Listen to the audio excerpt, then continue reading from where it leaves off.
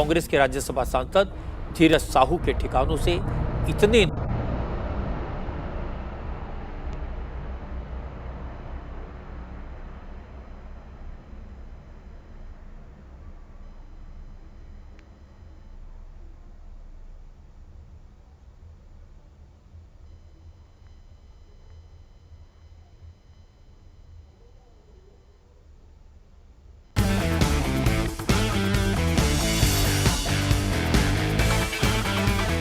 कांग्रेस के राज्यसभा सांसद धीरज साहू के ठिकानों से इतने नोट बरामद हुए कि इनकम टैक्स डिपार्टमेंट के अफसरों के भी होश उड़ गए।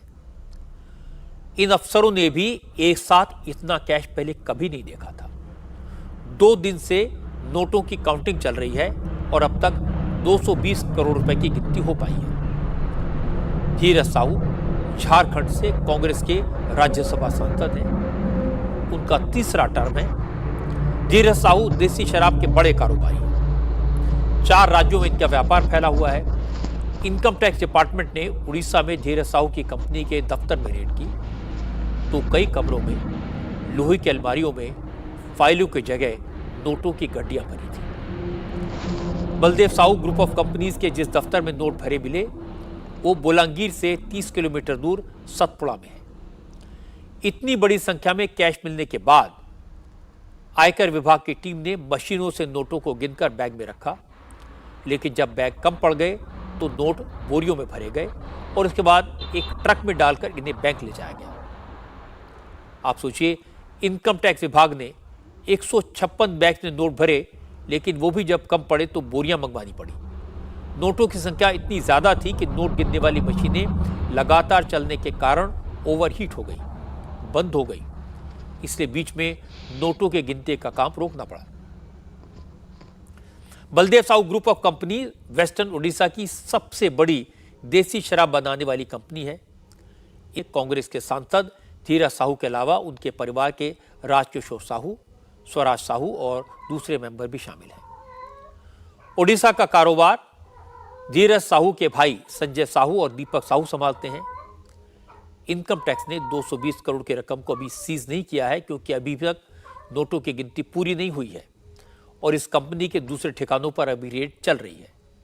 जब यह पूरा प्रोसेस खत्म हो जाएगा, इनकम टैक्स डिपार्टमेंट एक स्टेटमेंट जारी करेगा। हालांकि इतनी बड़ी संख्या में नोटों की बरामदगी पूरे देश में चर्चा का विषय बन गई। आज प्रधानमंत्री नरेंद्र मोदी ने भी इसे लेकर ट्वीट किया।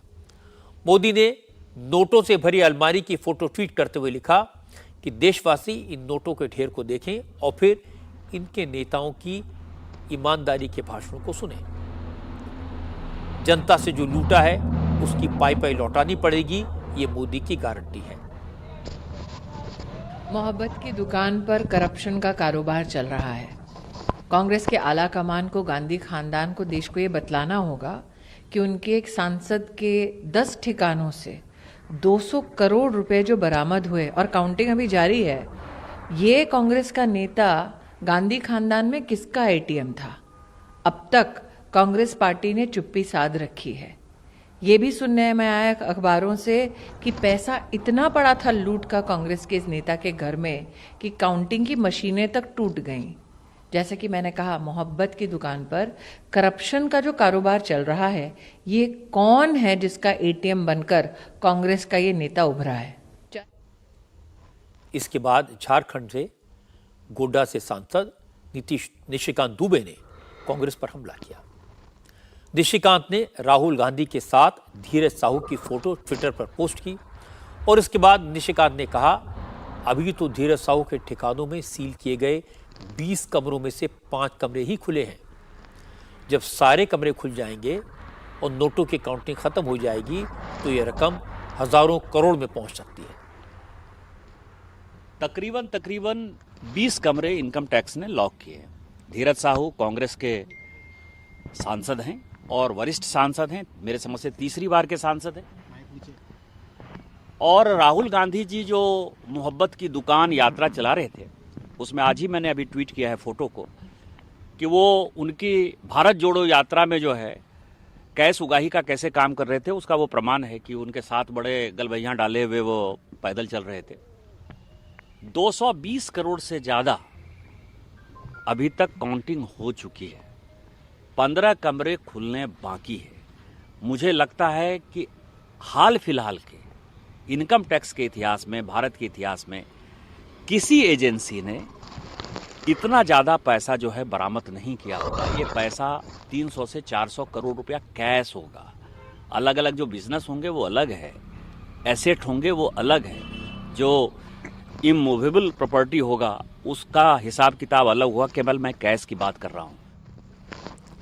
बीजेपी के नेता धीरज साहू के बहाने लगातार कांग्रेस की टॉप लीडरशिप पर हमला कर रहे हैं, लेकिन मामला ऐसा है जिस पर कांग्रेस के पास कोई जवाब नहीं है।